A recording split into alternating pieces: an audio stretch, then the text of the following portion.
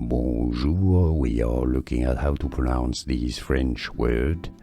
It's a French dish. It simply means a small tart. So when you have like a single serve type of small tart, that's what it means. So tartelette is how it's said. The little et suffix at the end means small. Okay, so you see tarte at the beginning and then let means small. Tartelette. It's how it's said in French in France, so in English, tartelette, tartelette. It's easy, now you know. Bonjour, we are looking at how to pronounce this French word. It's a French dish. It simply means a small tart. So when you have like a single serve type of small tart, that's what it means.